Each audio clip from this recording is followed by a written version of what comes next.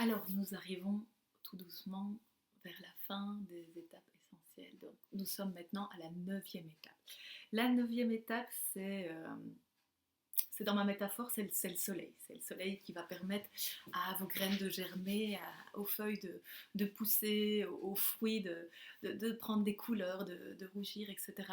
Et donc, pour moi, le soleil, c'est vraiment, c'est la motivation, c'est l'énergie, c'est qu'est-ce qui émane, qu'est-ce qui émane de vous, qu'est-ce qui se dégage et qui va être une énergie évidemment essentielle à votre projet tout au long du cycle de vie de votre projet, puisqu'effectivement, on vient de le voir, vous allez parfois avoir des intempéries, etc. Et donc, vous allez peut-être parfois justement devoir vous-même apporter ou trouver des moyens d'apporter du soleil et de l'énergie, etc.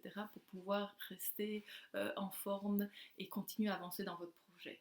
Je vais aborder dans mon livre aussi toute la notion du coup de l'énergie que vous avez vous, qui passe par effectivement peut-être la nutrition, qu'effectivement boire quelques cafés le matin vous donne peut-être l'impression d'avoir beaucoup d'énergie et que vous vous retrouvez finalement à certains moments mais avec des coups de pompe épouvantables.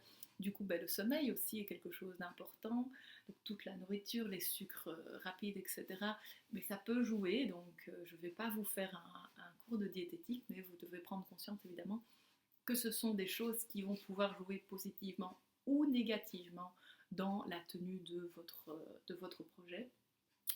Il y a aussi, on parle de gestion du coup, du stress et des émotions, etc. au fur et à mesure du projet.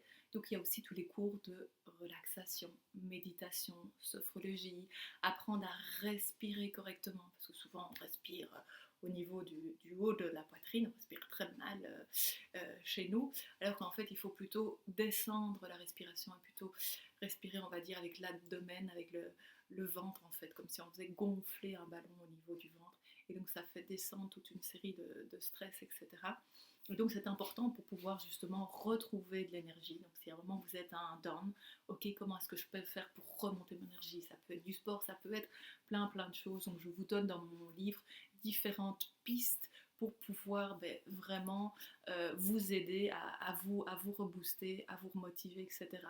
Peut-être à réfléchir à nouveau à votre projet, peut-être à revoir légèrement votre objectif de base en disant tiens, peut-être qu'il faudrait que je modifie ça et ça pour pouvoir continuer vraiment à avancer et à mettre vraiment les étapes en place les unes après les autres.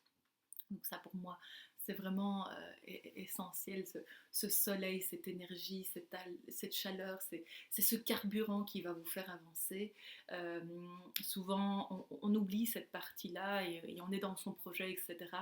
Et voilà, on peut parler de carburant et de burn-out, donc c'est vraiment quand on brûle évidemment toutes ses ressources, etc. Donc prendre soin de soi tout au long du développement de ce projet va vous donner évidemment des chances supplémentaires de pouvoir le réaliser. C'est important évidemment dans la vie de tous les jours, même si vous n'avez pas de projet particulier, mais je dirais que ça l'est encore plus quand vous avez un projet qui va justement vous demander de l'énergie, de la persévérance, etc. etc. C'est...